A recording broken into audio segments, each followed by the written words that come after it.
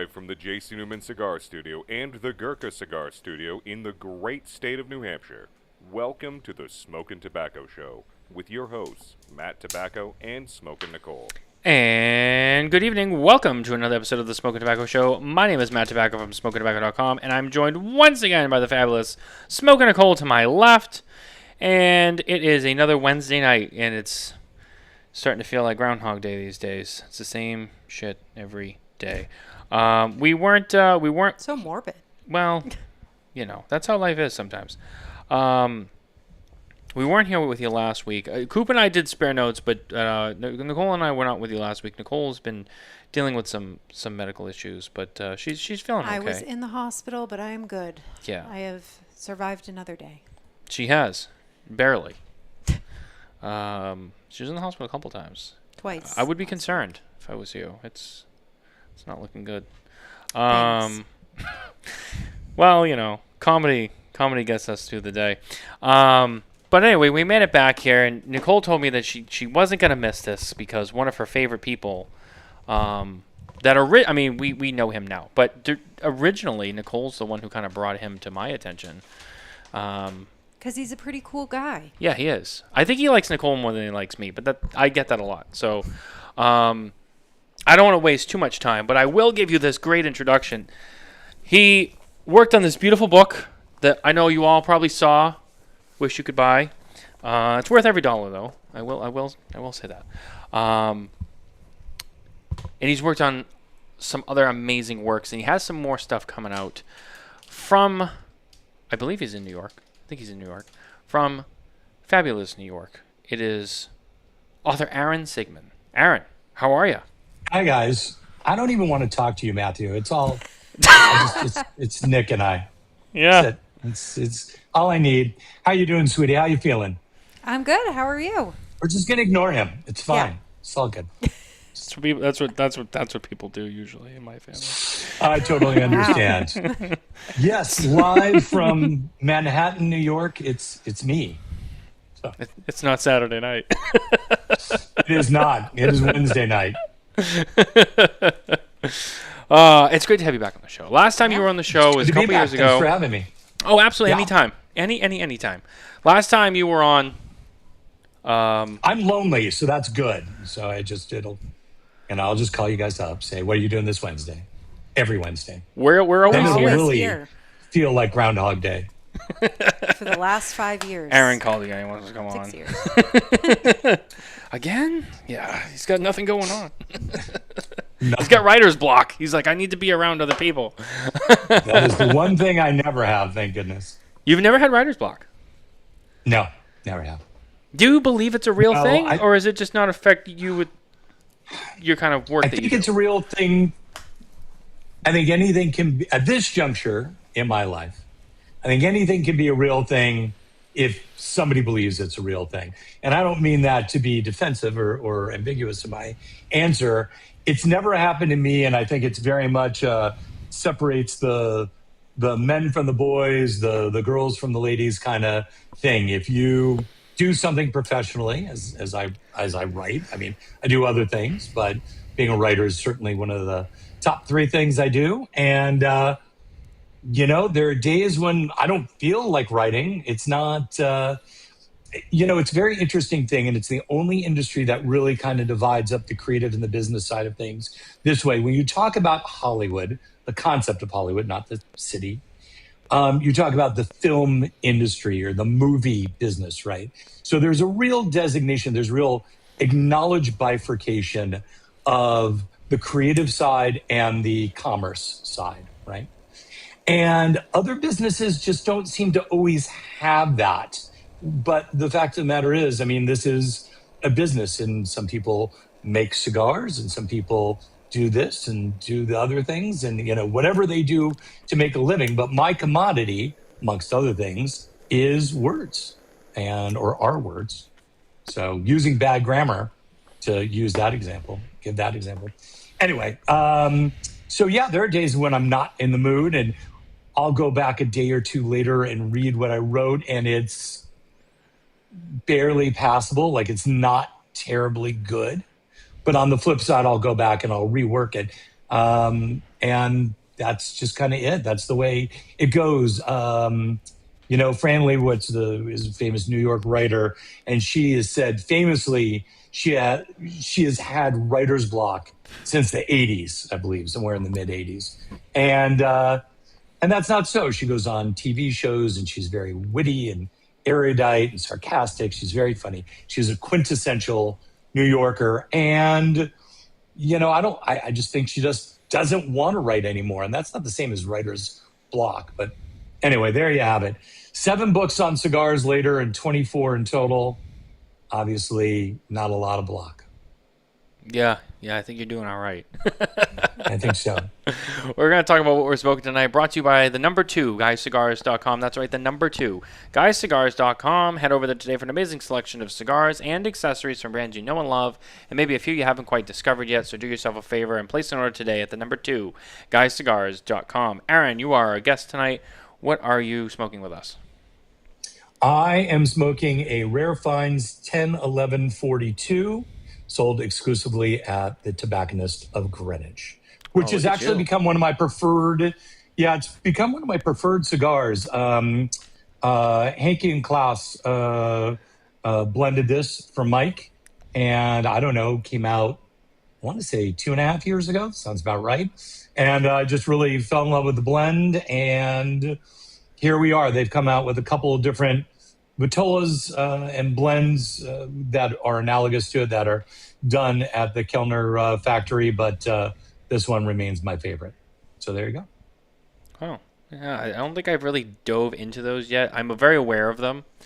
Right. They're on my list, as you can imagine. There's a lot of cigars I have to get to myself. But Mike has really taken the notion or he's taken the idea of collaborations to a whole new level. I mean, he really, really has. I mean, yeah, you can talk about the Padron Fuente collaboration and whatnot, but Mike does it on a consistent basis. And these aren't the same as just a house blend cigar. I mean, he does regular releases with multiple cigar makers. So I just think it's a very different sort of thing.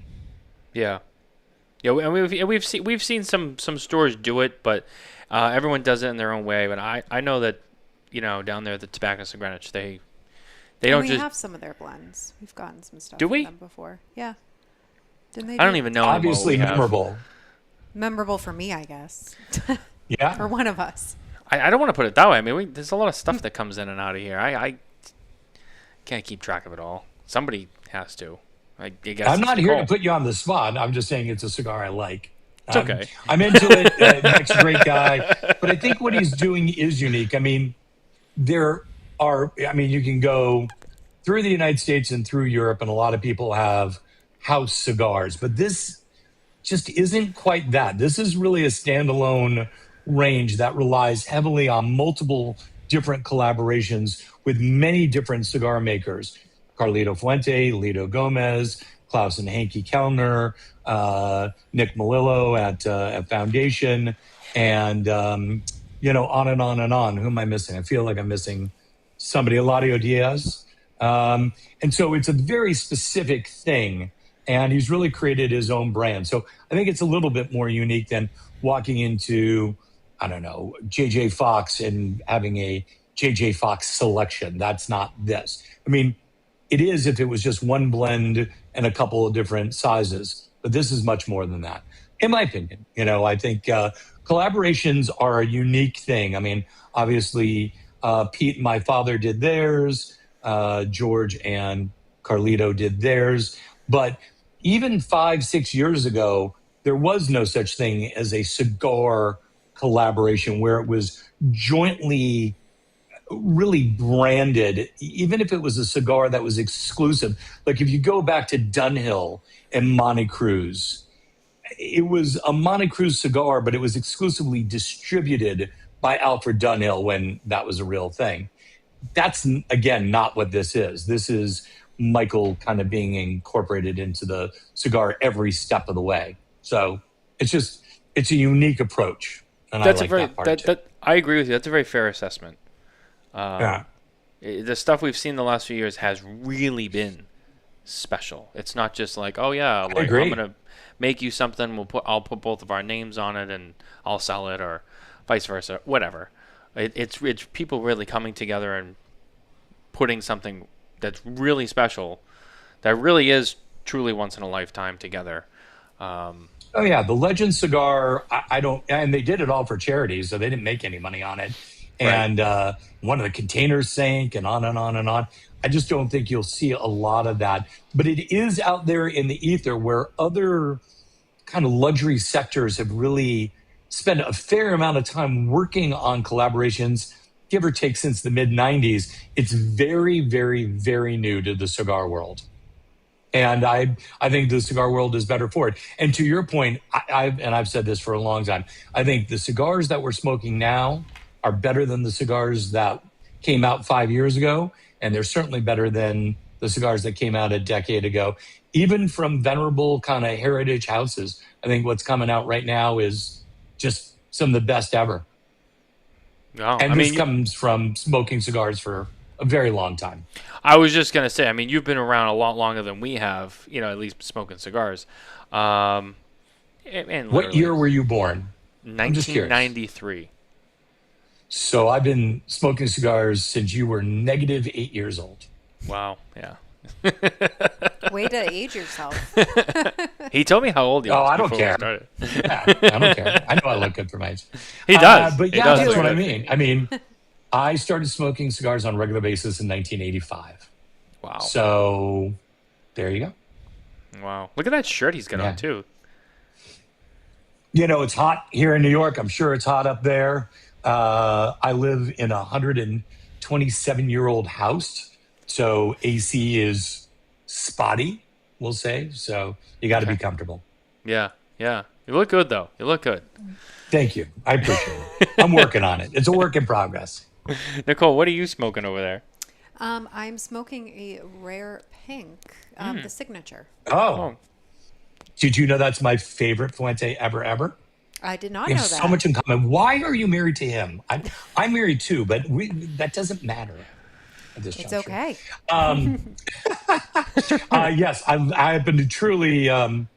Everyone in the Fuente organization knows this well. I am a huge, huge fan of that cigar. What size are you smoking? The signature. Signature. It's great. Yes. It's just a great cigar. Phenomenal. Yes. All right, Matthew, tell us what you're smoking. I hope I don't disappoint. I'm smoking the new Blue Amber from Aging Room by Rafael Nadal. Oh, how is that? I've got some in the mail, but I haven't smoked it yet. This is my first one. Nah. It's not bad. It's very rich. He's very a good rich. guy. I like him. I The see him when he's up in New York. the last several Aging Rooms that have come out, I was talking about this with Coop, actually. They've just been really on point. At least, in my opinion. Right. They've been really, really good. This one's nice. Really full-bodied in flavor, but it doesn't come off as very strong. You know what I'm saying? Sure. Very, very enjoyable. Very enjoyable so far. And construction's fantastic. Can't complain there. It is. You could if it was poorly constructed, but if it's not, then you can't. Well, yeah, and that's why I write reviews. I'm somewhat of a. There you go. I wish I had a wine glass tutorial. I'm somewhat of a writer myself. Sure. Yeah, that's good. We need more. Do you use, don't lie, do you use the AI? No. Do you use any of the AI? No, I'm a Interesting. purist. I don't believe in. You can tell with his writing. Yeah, I'm old school. I don't mean that negatively. I don't want to be. I don't want to be Wow. like. I don't want to be some 20-year-old. Like I just use AI for He everything. he does refuse to use it, so. Yeah. Good for you. Yeah. I don't. I mean, it's certain things I'll run through it. Not for my books or anything, but just other articles and whatnot. I'm just like, boy, I'm kind of not stuck. I never have it right for it. So this is actually an interesting conversation, not so much for our cigar viewers per se, but just being a writer in general. You were asking about writer's block. When you get to a certain level writing, it's very much a collaborative effort. And by that, I mean, I write a first draft. Sometimes I'll write 2 or 3 drafts after that. But then it goes to at least 2 editors when it comes to me. and one's a line editor, one's a copy editor, and they go through it meticulously. So if I'm writing something else, and let's say my copy editor is not available, I'll have AI check it just for punctuation. Like, am I using a semicolon correctly as opposed to a comma? It's not very exciting for the cigar crowd, but for writers, it means something. But to me, it's just a tool. I would never plug it in and say, I need to write an article about cigars. Tell me what I should write. And people do. And you can tell right away, actually. It just doesn't sound, I don't know, natural, I suppose, or organic in any sort of way. Yeah, I agree. And by now, I've written so many books and so many articles.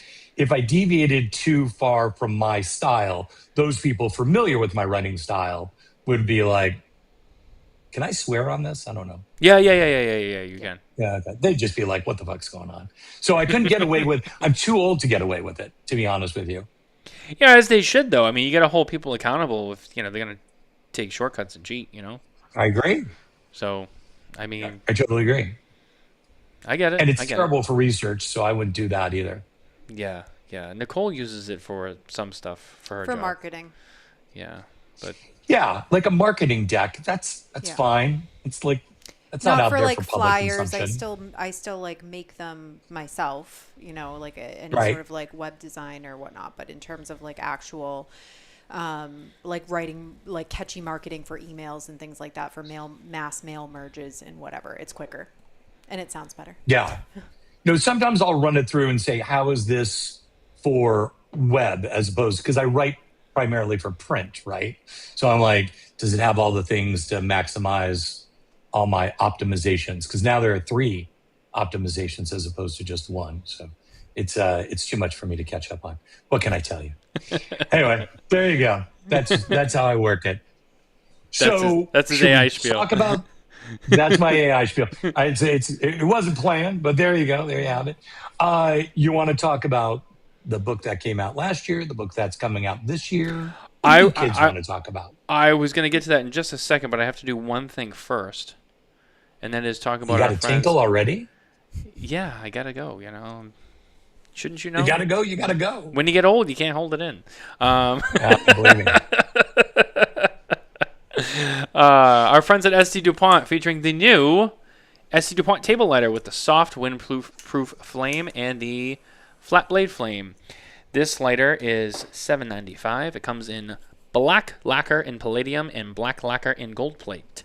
Ask your local retailer today about ST Dupont products and shake up the legacy with us. Can we talk about ST Dupont for a second? Yeah, because absolutely. I love Les Mann. He's just a great guy. I've known him, I don't know, 25, 30 years. Just such a good guy, such a good representative of that particular brand and super passionate about it. And it's, I'm always so excited and happy for his success. He's really carried that through so many different kind of stages of the cigar world and he's just a great guy. So I'm glad you're plugging him. Absolutely. We wouldn't be excuse me. We wouldn't be here if it wasn't for Les. So and I mean that. So a huge shout out to him. There you go. He's like family. He's Less awesome. is more. Less is more. See how I did that, Nicole? Yeah. Love it. I do want to talk about old book and new book, but I wanted to ask you a book related question while we're on the DuPont topic. Yeah. And this could be random, but have you ever thought about doing a book on DuPonts? If you haven't. You ask Les next time you see him, how many times in French, I'm pretty fluent at French, how many times I've pitched a ST Dupont book. I don't know, 20, 15, 20. I've sent it to Alan or Elon, and I've sent it to Les, and it is a book. There aren't a whole lot of books I still want to do. I'm not...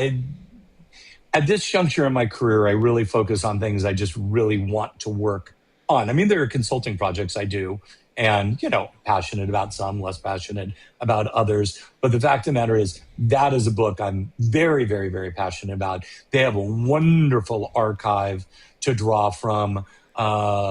And I don't know, you'd have to ask Les why it never happens. But about once a year, whenever I see Les, I mention it, and he nods, and that's kind of where we're at. Well, I'm going to get on him too, because everyone I want to see this book come to life. I'm glad you asked that though too, because in my mind I'm Yeah. like, that would be an amazing book, and I just like all of We would buy that yeah, book day we would one. buy that book. Day one. We'd be first in line. As opposed to the other books, so I appreciate that. Technically, we have some of the other we books. have other works. We There have you other go. works. I We have other appreciate works. that. Yeah. Yeah, it's really, I don't mean to sound truly my age, but it's just a bummer, man. It's it's something it's a brand I love. I mean, I can pick up what I just lit my cigar with. Hold on, where's the camera? I'm going the wrong way. My little Dupont here, that's always on my desk. And yeah, it's a brand I have. I have old Gatsby's and Lines 2, a couple of the Jeroboams from the old days, which was the original table lighter, unlike the lighter you just showed, which was the new fancy, newfangled one. And I'm passionate about the brand. It's something I'd really, really like to do. And like I said, the archival material. See, when you're doing a book like I do, you held up the Fuente book earlier, one of the two Fuente books, and I'm very appreciative of that. The one and only thing that really frustrated me with that book is the Fuentes just do not have a lot of archival material. They have some, but you would think they have a very deep archive. And Carlito just doesn't collect like that. I mean, they have old family photos and things like that, but like old boxes and old advertisements and whatnot, we had to find that from a multitude of different sources. And other than the family photos, not a lot from the family. But, Ciro tried and Carlito tried, and they looked in earnest. But yeah, that's a phenomenal shot. So other than the archival images in there, everything in that book was shot by Ian Spanier, who also shot all the photography for Cigars, a Biography. And he is a remarkable photographer. We're working on a wine project right now, actually. So there you go. And look at that, Carlito. I always know when Carlito signs a book as opposed to me. He has the best penmanship. Oh, you saw that? It's ridiculous. Yeah. Yeah, I have glasses on. I can see. Although it's a very funny. It's very personal. Yeah, no, he's great. He's brilliant at it. He can't believe it. I always just say, thanks, love and friendship, like little things, only Fuente is Fuente. For that book, only Fuente is Fuente, love Sig or something like that.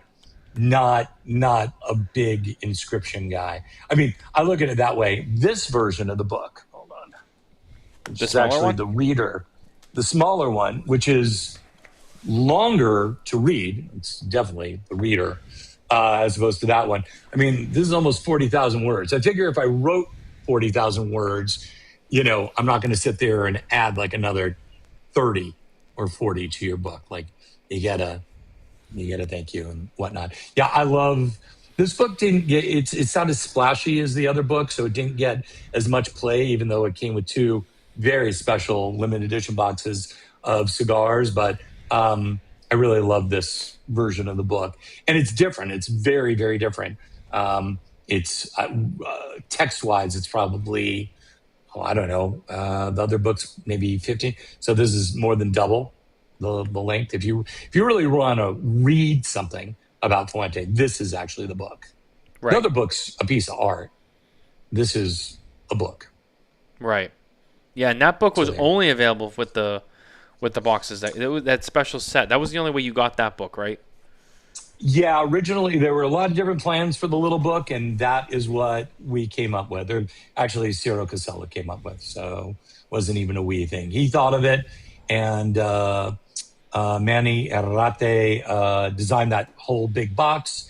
Azaline, the book publisher, produced it, and the boxes themselves that look like books, those were done in-house at Fuente, and all the cigars in those boxes are the exact same cigars that are in the book that you held up. And I know how much it weighs, so don't pick it up again.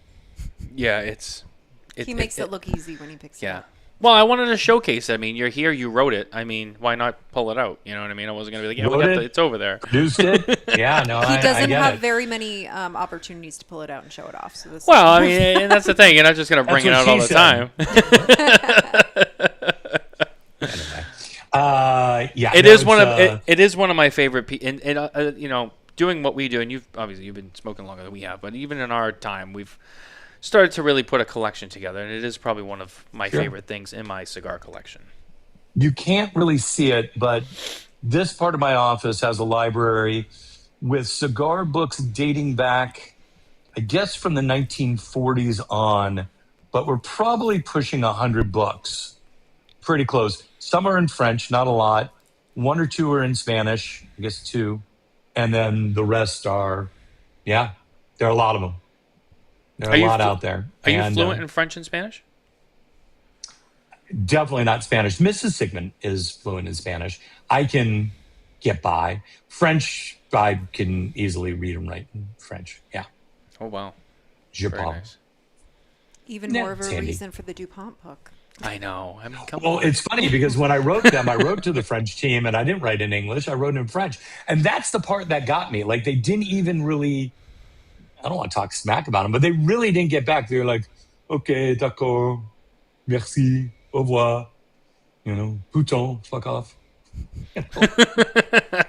You're like, I mean, I can curse in multiple languages too, so that's handy. I'm sure there's a lot of people that probably bark up your tree to do a book for them that you're like, like you said, it's not really something I'm into. And here you are being like, St. Dupont, you've seen what I can do. And they're like, There are only two books in the cigar world that I've really wanted to do that I haven't done, that maybe one day I will. So there you go. The other one will remain nameless, but I feel passionate about that too. Yes, when it comes to the cigar world, especially, like I'm working on a wine book right now. Yeah. And I'm really into that. I have a book on cognac coming out in March 27. That it's going to be the same size as the Fuente book that you held up. Not the one I held up. The one full you size. did. Yeah. And that's same publisher. And very excited about that book. Extremely so. Yeah. I like cognac as well. We spoke briefly about it. I know you like cognac. You like wine, I have my own cigars. cognac. Yeah. I didn't know you had your own. I have my own cognac. No, I didn't. Hold on. I don't have a full bottle up here, and I'm sorry for turning my back to the That's okay. to the camera there, but We like it real here. yes, You know? this is real it gets. I only have a mini here in the office. I guess I should have a full bottle. So that is the. I always get it That way. It's, Yep. it's not intuitive. That is the That is the Delamain. En français, c'est Delamain. Sig Cigar XO. So this was one of the minis that we mostly sent out to the press when we did the first edition. So it's a crazy story. It's not that crazy. It's not crazy, but it's a good story. I was in Cognac, France, researching. So when you say Cognac, it's a region. It's a town as well, but it's a region. So there are other towns there, Jarnac, most notably, and there's Seconzac and Angoulême and whatnot.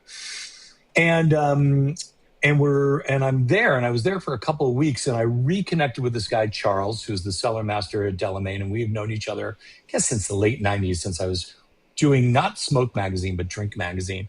And great guy. He is the 9th generation of his family to helm Delamain Cognac, which is remarkable.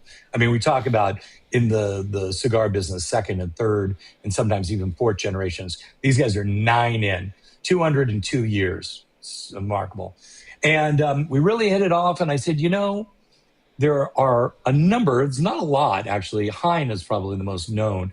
There are quite a few specific cigar blend cognacs out there, but none of them really do it right. And because they want to make it really fuerte. They really want to make it really strong, really powerful. So it almost overtakes the cigar. And to be honest with you, I wanted something that went with like the cigar that I'm smoking or the Fuente that Nicole is smoking. And so I really wanted something very different. And we worked a whole year on the blend. We did a very small production run. It wasn't inexpensive. It was $500 a bottle, so it was pricey. And it sold out in a very relatively short amount of time, and we were very happy about that. So the second edition of that is coming out in September, and it'll have a much more. It's almost 3 times the size of the first edition. Exact same blend. Label changed ever so slightly. It's different than the one I showed you. That was actually a prototype label. Wound up being similar to that, but not identical. And that's it. So it comes out in September. It'll be available in the United States, but it'll also be available in the UK, Switzerland, Lebanon, trying to think of all the places, Belgium, I don't know, all over Europe, including the UK, and a little bit in the Middle East, and here in the US. I don't know if it'll go to Dubai. It's the distributor there is going to be based in Lebanon. So I would assume some bottles will work its way to Dubai. Well, I'll have to try. Yeah. I'm not a big cognac guy myself. I'm mostly a whiskey guy. Nicole's kind of a little bit more. I mean, I really enjoy tequilas, but I don't really drink as much tequila anymore. Vodka if I have to. So I've been a huge tequila. As a matter of fact, I've been talking to David Ravandi, who owns 123 Organic Tequila, or Uno Dos Tres, depending on how you want to say it. Great guy, huge cigar guy. And I've been talking to him for years about doing a tequila with him, and kind of gotten started and stopped and whatnot. But I've been drinking tequila pretty consistently, funny enough, like cigars, smoking cigars since the mid-'80s. So right when premium tequila started being imported to the United States. And that started with Shinako. That was the very first a distributor in California by the name of Young Brothers, which doesn't exist anymore, imported the first 100% Weber agave tequila. And that was the first one. It was delicious. Still pretty good.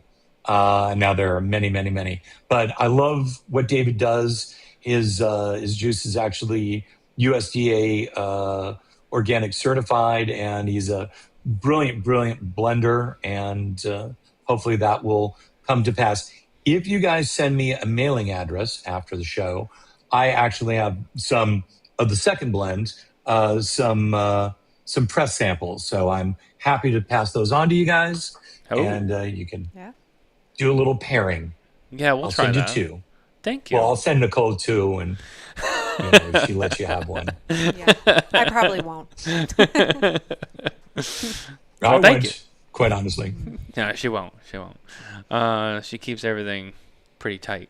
But so we've talked about some of the stuff you already have done, what you want to do, but you have a couple of things that are. We have a thing that's coming out. You have a new cigar book. 3 things.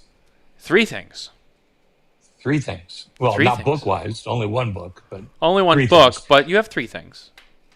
I have 3 things. So I have the second edition of Sig Cigar XO, which I'm really excited about. I'm also excited. The first edition was not available in the UK, and I have a lot of friends there. I spend a lot of time in London, and not as much as Kirby does, but I spend a fair amount of time there. And I really I'm excited that it's going to be in that market, like in a big way.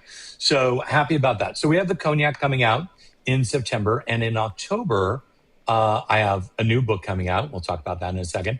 And I'm also I was reticent to do it. Other people have approached me about it, but I'm doing a kind of bespoke attire collaboration that is very cigar centric. And I'd been reticent about doing it previously. And this is an exclusive because I haven't really talked about it, but we've been working on it for about 9 months, I guess, something like that. And I'm excited because I'm actually meeting with the guys on Friday, and it'll debut in October when the book does. So very, very, we'll see how it goes. It'll be for some, it won't be for all. And, but I really dig it. And I think they're doing a great job. And some of it's very traditional. Some of it's traditional with a really different kind of twist. So we'll see how it goes. Very interesting. You always seem excited.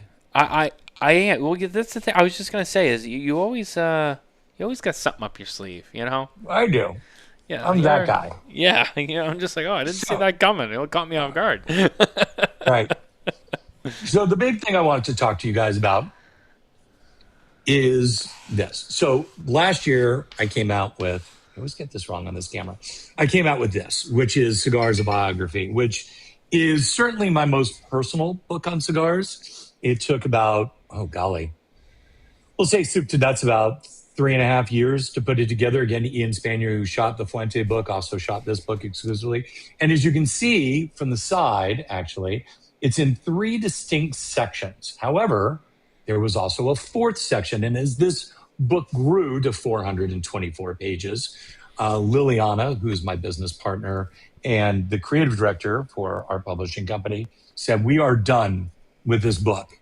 And I have a number of books on deck when it comes to Azuline, the people who did the Fuente books. Yep. And they got delayed for a myriad of different reasons. And so I was like, you know what? Originally, again, there were 4 sections, and we're going to do a standalone book on that 4th section. So actually, the book that's coming out is truly a companion to Cigars, a Biography. And in a burst of originality, we called it Cigars, a Culture. So it is essentially a standalone volume. That is the 4th. Originally, the project was just called Section 4 before it had a name. And there you go. And that will be out September 15th. It is on sigculture.com. You can pre-order it right here and now. And I you don't pre-ordered have mine. to. There you go. Mine. Nicole didn't. That's disappointing. Yeah, see, your girl let you down. See that? You know, I was on top of it. I mean, Nice. it's our money. Right. Share everything. You just told me you didn't share. Like not 5 minutes ago, you said you're not going I to share get the to thing pick yet. and choose what we share. Now you don't. I now see. you, Well, now, I now you don't understand get to that. read. Now you don't get to read the new work. I'm very happy with this. It's so the way the book was, there were 2 kind of photographically heavy sections, Ian's and the new book, the new volume, section 4.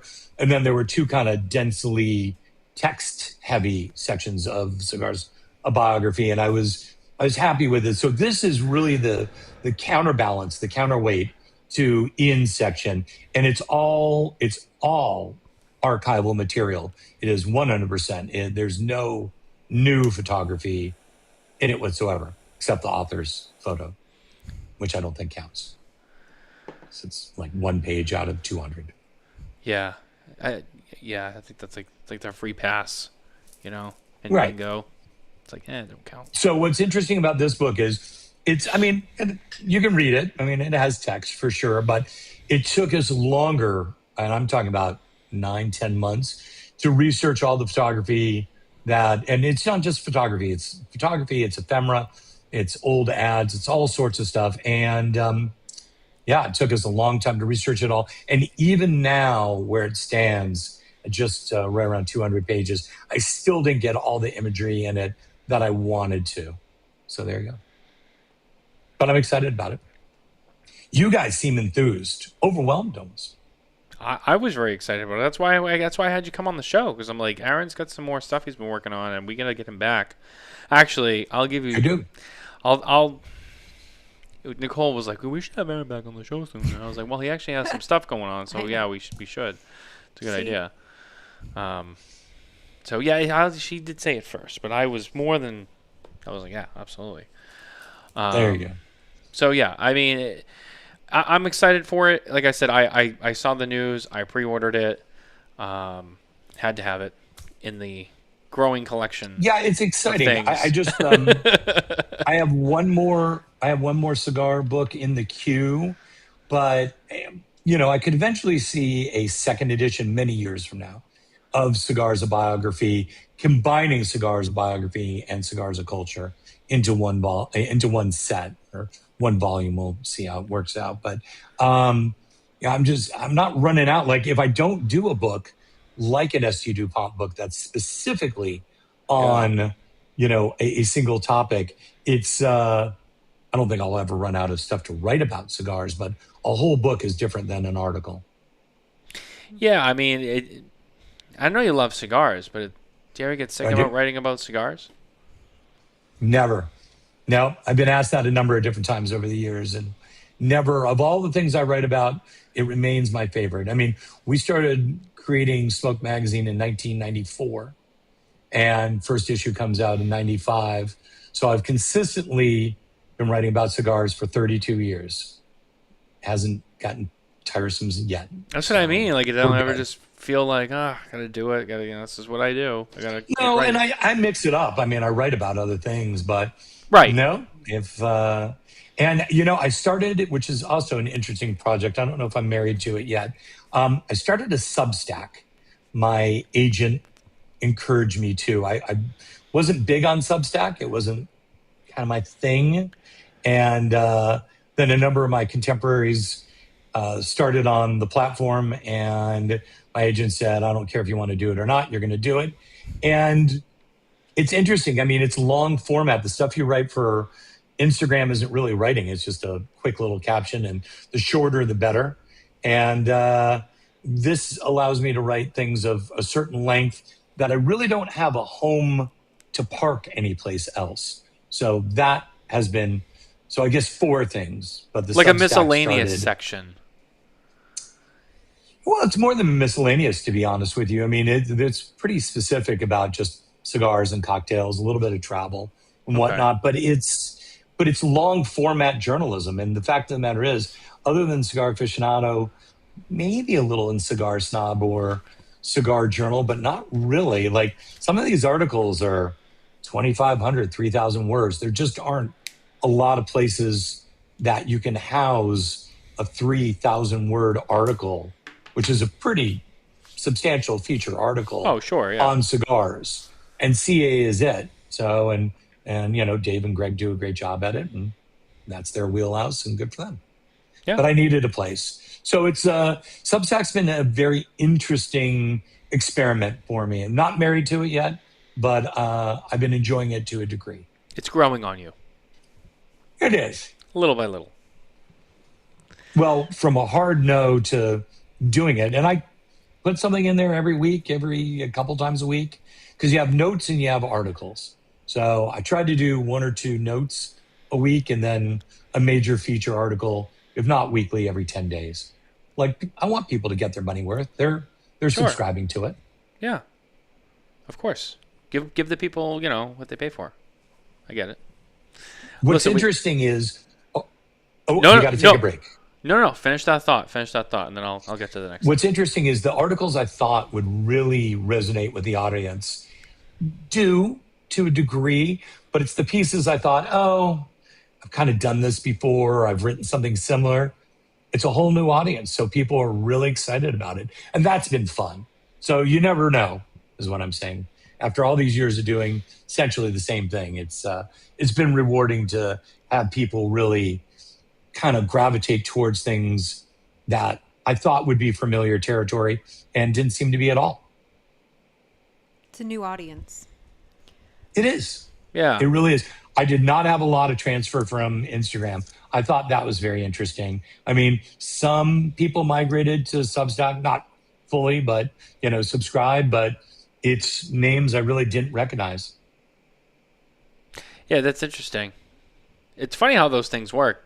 I noticed that too with like people who read the website versus people who like watch and listen to the shows. Sure. There's crossover. But you got people who like shows, you got people who like to read. It's people like different forms of content, So, they really do. Yeah, I'm with you on that one. It can be surprising when you're kind of jumping to different platforms and you're a little bit newer with it, but you do notice that after a while. It's like people either like to listen or they like to watch or they like to read. Very few like to do all 3. Right. I don't know why. Like, Mrs. Sigmond is the queen of the podcasts, and I'm just not a real podcasty kind of guy. Yeah, that's okay. Yeah, everybody's Yet here got you their are. thing. Yeah, here you are. Well, because of you. Yeah, it was my fault. I dragged him on here. I'm like, let's go, Aaron. No, not at all.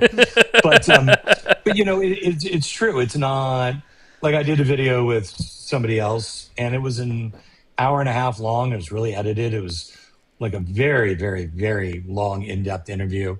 I don't know that my own mom would have watched an hour and a half on me, quite honestly. But and I mean that sincerely. I just don't think she would. She would have caught the first 20 minutes. But yet, I don't know, racked up like 106,000 views, and you just never know. Yeah, I know. Well, we try to keep it Old light dog, here. new tricks. We try to keep You it are. light here. We break it up. We don't make it all like this interrogation session of an interview. It's not edited. No. Ever. Yeah, we're raw here. It's like Howard Stern. Just let it fly. But we are going to take a break from all the questioning because I know you do this fine. a lot. And I know we're short on time, so we have two things I want to get to. First is our gripe of the week, brought to you by Dunbarton Tobacco and Trust. Steve Saka, who believed in us to create this segment. And, you seem like a guy who, I don't want to say is like Steve. I don't think anybody's like Steve. But you seem like a guy who's very observant and has a lot of opinions, as, most heavy writers do, because that's what they write about, what they're thinking. Do you have a gripe of this week or gripe of the month? Is there anything bothering you right now? Do I have a gripe? You got any beef? You got or something you don't like? Something you want to complain about? Yeah, your wife? I don't know. No, we're pretty good. I don't want to talk about that topic. I think we're fine. You'd have to ask her, I guess. She's really the one. A gripe. You didn't prepare me for a gripe. I feel like I complain a lot about a lot of stupid things. I think that's the New York way. Like, you don't have a gripe of the week in New York. You have a gripe of an hour, even if it's a good day. So nothing in particular. Nothing's coming to mind. I didn't leave the house today. I worked. I went for a jog, but jog, waddle, something. I don't know. You went the through first the park 100 feet. And you slowed down. Yeah, exactly. No, I got to tell you, I do a couple miles every day or every other day. Yeah, that's how you keep. That's how you keep yourself looking so young. You got to take care of yourself. It's true. You do. You absolutely do. It's balanced. Yeah, I don't. With all your drinks It is and balanced. cigars and You absolutely have to keep that balance, and that's a gripe. I mean, if you want to talk about a gripe, I miss drinking like I used to, quite honestly.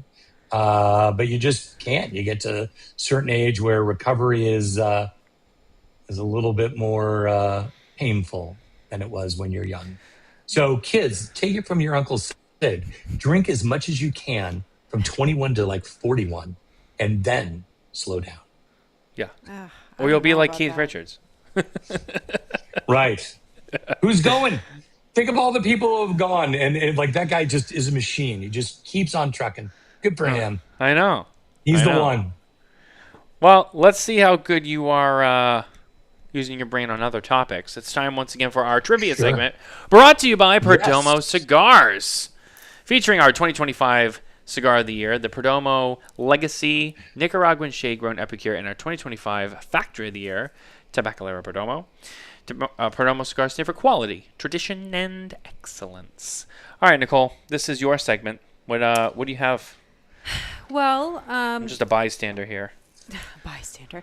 Well, you said that movies are one of your preferred trivia topics. Do you prefer newer movies or older movies?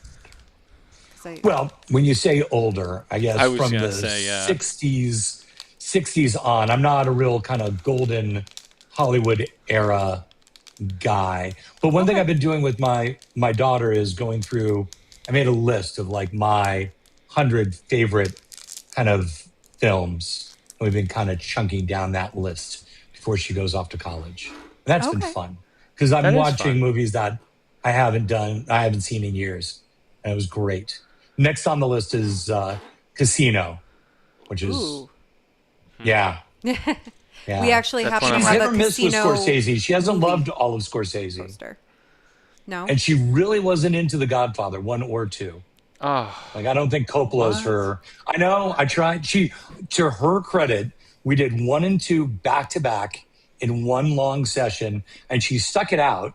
She just said, "Damn, it's so long." And I'm like, "Well, Dashel, that's why it's an epic." And that did not resonate whatsoever. No fucks were given, really. But she did it, and I'm appreciative. So there you go. So yes, from what they call new cinema in Hollywood, which was the late 60s, to, I guess, I watch things now, but I'm not a DC guy. I'm not a Marvel guy. There just isn't a whole lot of substantive cinema right now. So, yeah, I agree. Thank you. You're welcome. That's my gripe of the week, is that they're just not making enough movies for adults. I know we've moved on from Sokka's segment where on Perdomos, but nonetheless, That's that okay. is my gripe. okay. That's just my gripe in general, I think. We got it down. It's on wax. All right, what do you got, Nicole? Well, I don't want to take time away from Nick. Oh, that's okay. But no, so I was thinking that movies that were set in New York might be a great topic. You bet. To some questions there. So, and some of these might be easy. So I did make them set them to moderately hard, but okay. We'll be the judge of that. I guess so. In Goodfellas, what neighborhood does Henry Hill grow up in? A, Harlem, B, the Bronx, C, Brooklyn, or D, Queens? Queens, right? Do you want to I actually thought it was Long Island when you were asking the question. So I told you I haven't seen that movie in a while, so I'm looking forward to it. But I'm going to say Queens. Queens? What about you? I'm going to say Queens. Okay. Wrong. It was C, Brooklyn. Huh. Wow. I know. All That's right. okay. First okay, I was going to go Bronx. Yeah, I'm like, no, Bronx is Bronx Tale. So no. Right. Yeah. I know it's not Harlem because I live in Harlem. So yeah. Okay. So let's see here. In The Godfather, what is the Corleone family business officially disguised as? Olive oil. Olive oil. Yeah. Okay. I didn't even need to get to the letters on that one. Ding. All right. Just Genco olive oil? Yes. Genco olive oil. That's right. Yeah. Good for you. Yeah. Bonus points. I believe in America. Matthew. I know. I've seen that movie too many times. Okay, in Coming to America, Prince Akeem works undercover at what fast food restaurant? A, McDowell's. McDowell's. Yeah. We're just that we actually saw not that long ago. It's like, is that one of the ones that you rewatched? It's not with her, but with just in general. I mean, I own it. It's such a great movie. It's like Eddie Murphy at his absolute best. Yeah. All right. A Bronx Tale. Who directed A Bronx Tale? Do you guys know that one off the top? It was Marty, right? It was Scorsese. It was not. No, it wasn't. No, it wasn't. No, it was what's his name? The guy who stars in it. Was it Give me the Palminteri? list. Give me the four. A, Martin Scorsese. B, Robert De Niro. C, Francis Ford Coppola. D, Coppola. I always say D, Brian De Palma. Oh. Fuck, was it De Palma? I was just going to say, was it De Palma? No, it was De Niro. De Niro directed it? Really? Yeah. Yep. I genuinely don't think I knew that. Yeah, me either. I don't know if it was Good one for of his Bob. first or not, but yeah. Yeah. All right, we'll do one. I'm not doing so well, I'll be honest. That's okay. Welcome to the club. Yeah, his. That's how it is every week. Great, this is a humbling segment. West Side Story. What are the names of the two rival gangs? A, Kings and Rebels. B, Jets and Sharks. C, Cobras and Eagles. Or D, Wolves and Tigers. B. Jets and Sharks. All right, yeah. Ding, ding, ding. There you go. Yeah. There we go. That's an old movie. I guess they did a remake. I never saw the new version. I didn't even know they did a remake. Yeah. Don't fix what's not broken. Like a couple. Well, yeah, no kidding. It set all sorts of records and Academy Awards. But yeah, I want to say like 4 or 5 years ago they did it. Like nobody saw it. Why would you? But now I'm curious what like your top 100 movies would be. So I feel like you need to write a Substack on that, like a note. You know what? That actually, I'm going to write that down. I will. As That's a matter of great fact. idea. And I will tell you what my favorite. So my favorite two, funny enough, both have the same actor who's gone kind of downhill. I love The Pope of Greenwich Village. I think that's a great film, and it's really gritty. Donnie Brasco is also good. And then 9.5 Weeks, which nobody really talks about because Adrian Lynn, who is the director of that, is a perv. But it was really a great film, and really kind of felt New York. And then what's the one? Marty Scorsese did one, and it takes place all downtown. Can't remember the title right now, but it's the whole thing is shot in Tribeca before Tribeca was gentrified, and it's brilliant. It stars Griffin Dunn, so I remember everything about it except the except the name. I'm going to cheat really quickly. Hold on, Griffin Dunn. After Hours. After Hours. That is, I you cheated. typed faster than me. Yes. Yeah, I was cheating, but I was slow to cheat. After Hours. That is a funny, quirky, weird film. Scorsese was in between two huge films. I want to say one of them was Raging Bull, and the studios were kind of stringing him along, and he did this on like a shoestring budget, but it's the only time you'll ever hear the names Cheech and Chong and Martin Scorsese in the same thing. And Cheech and Chong actually have a recurring set of roles in the movie. It's great. It's brilliant. If you've never seen it, it's also not a particularly long film, but it's weird. It's not your standard Scorsese fare. We like weird, so we'll have to add it to Yeah. the list. Yeah, we'll add that to Yeah, the it's list. great. I would check that out. Yeah. I'm somewhat of a movie guy myself. There you go. Yeah, I know. Yeah, and on my list, I've been wanting to rewatch like all movies in the neo-noir genre. What's your favorite? I don't know. I want to explore more because I have not seen a lot of them. But every time I watch one, I'm like, Right. I need to watch more. I don't know. Like I Sure. like Blade Runner. Like I don't know. And actually, the sequel was exceptional.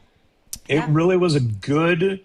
They waited the right amount of time, and two of the movies I mentioned starred Mickey Rourke, and you just wonder what happened there. Yeah. Oof. I like Judge Dredd too. Did you ever see Marathon Man with Dustin Hoffman? The original one, Yes. yeah, of course. Yeah. Good movie. Yeah, it's great. Great movie. Yeah. That's on I my like list Dusty. to rewatch. Yeah. I've been seeing that probably since it came out in Yeah. theaters.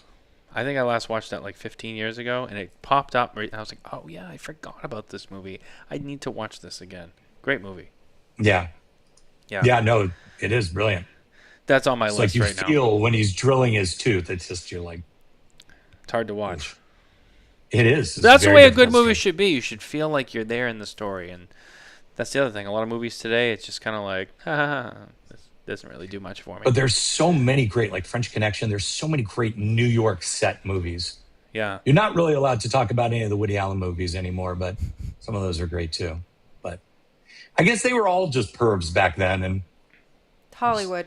Yeah, it's Hollywood. Hollywood. Hollywood. But what are you gonna do? Definitely. Like black them all out? I mean, you just, Well, they've tried. Yeah. So what can I it's not tell gonna you? work. Anyway, as much as I do love this conversation, I don't want to keep you too long. I know that you had some time constraints, and I'm trying to be respectful of that. So I do I want to appreciate say, that. absolutely, I do want to say thank you for being here, Aaron. I know that Thank you're a busy you. guy. You have a lot. Yeah, absolutely. I love Anytime. Nicole, and you're tolerable, so it's fine. I'm used to that. So yeah, I'd try to make it easy. New books coming out. You talked about all your new stuff coming out. October 15th. That is the big date, but it's on the website now, and I will do this. I don't know how you normally communicate with some of your viewers, but you didn't get it because you were early. Tell you what, for anyone who watches this, I will send you a code, a secret code, and they can get 20% off. So there you go. Ooh. Wow, My little that- gift to your viewers. Alrighty, that sounds like a plan. Well, hey, listen, Aaron, thank you very much. Yeah. That's very nice of you, and I appreciate you Pleasure. coming on the show. Make sure where can people follow you mostly? Instagram, is that where they should stay up to date with Yeah, your so easiest? It's very easy. Instagram and Substock are both at Aaron Sigmond, And then the website, which is updated pretty regularly, is sigculture.com. Sigculture.com. I'll put the links in the description below after the show. Perfect. Marin, thank you for being here with us. I appreciate it Thanks, so much. guys. I really appreciate it. It's always Nicole, great to catch feel up with you. better. Thank No you. more hospitals. Yes. You're welcome. And to everyone There you else go. who's watching at home with us, thank you very much. If you're listening later, we appreciate you as well. Don't forget to like and subscribe. And as always, head to SmokingTobacco.com for more news, reviews, and updates from the cigar industry. We'll see you next week. Take care.